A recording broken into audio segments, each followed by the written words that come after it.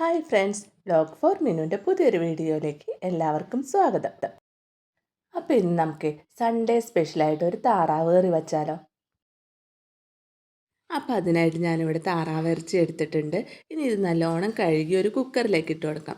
അതിനുശേഷം അതിലേക്ക് പൊടികളായിട്ട് മുളക് പൊടിയും മല്ലിപ്പൊടിയും മഞ്ഞൾപ്പൊടിയും പിന്നെ കുറച്ച് ഗരം മസാലയും ഉപ്പും കൂടി ചേർത്ത് കൈകൊണ്ട് നല്ലോണം മിക്സ് ചെയ്ത് കൊടുക്കാം.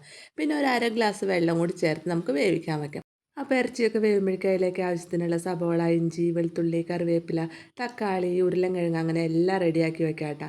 ഇനി ഒരു ചട്ടി അടുപ്പത്ത് വെച്ച് കൊടുക്കാം. അതിലേക്ക് ആവശ്യത്തിന് വെളിച്ചെണ്ണ ഒഴിച്ച് കൊടുക്കാം. വെളിച്ചെണ്ണ ചൂടായി കഴിയുമ്പോൾ പെരിഞ്ചീരകം ഇട്ട് പൊട്ടിച്ചെടുക്കാം കേട്ടോ.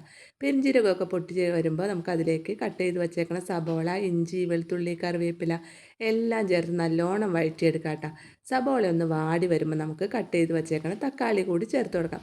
തക്കാളി ചേർത്ത് തക്കാളിയൊക്കെ ഒന്ന് ഉടഞ്ഞു വരുമ്പോൾ നമുക്കതിലേക്ക് മുളക് പൊടി, മല്ലിപ്പൊടി, ഗരം മസാല പിന്നെ കുറച്ച് കുരുമുളക് പൊടിയും കൂടിയാണ് കേട്ടോ ചേർത്തത്. അപ്പോൾ ഇതൊക്കെ നമ്മൾ ഇറച്ചി വേവിച്ചപ്പോൾ ചേർത്താണ്. അപ്പോൾ അതിനനുസരിച്ച് കുറച്ചും കൂടി ചേർത്ത് കൊടുക്കാം. ഇനി നമ്മൾ ഇറച്ചി വേവിച്ച വെള്ളം കൂടി ചേർത്ത് ഉരുളക്കിഴങ്ങും കൂടി ചേർത്ത് കൊടുക്കാം. ഉരുളക്കിഴങ്ങൊക്കെ ഒരു 1/4 ഭാഗം വേവാവണ വരെ വേവിച്ചെടുക്കാം. അപ്പോൾ ഉരുളക്കിഴങ്ങൊക്കെ ഒരു വിധം വെന്ത് വന്നിട്ടുണ്ട് കേട്ടോ. ഇനി നമുക്കതിലേക്ക് വേവിച്ച് മാറ്റി വെച്ചേക്കണ ഇറച്ചി കൂടി ചേർത്ത് കൊടുക്കാം. ഇറച്ചി ചേർത്ത് നല്ലോണം മിക്സ് ചെയ്തെടുക്കാം കേട്ടോ.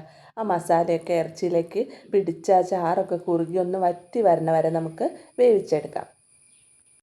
അപ്പോൾ നമ്മുടെ കറിയുടെ ചാറൊക്കെ ഇവിടെ നല്ലോണം ഒന്ന് കുറുകി വന്നിട്ടുണ്ട് കേട്ടോ. അങ്ങനെ നമ്മുടെ ടേസ്റ്റി ആയിട്ടുള്ള താറാവ് കറി ഇവിടെ റെഡി ആയിട്ടുണ്ട്. അപ്പോൾ പിന്നെ എൻ്റെ വീഡിയോ ഒക്കെ കണ്ട് നിങ്ങൾക്ക് ഇഷ്ടപ്പെടുകയാണെങ്കിൽ ലൈക്ക് ചെയ്യണം, ഷെയർ ചെയ്യണം, സബ്സ്ക്രൈബ് ചെയ്യണം. പിന്നെ നിങ്ങളുടെ അഭിപ്രായങ്ങളൊക്കെ കമൻറ്റിലൂടെ അറിയിക്കണേ.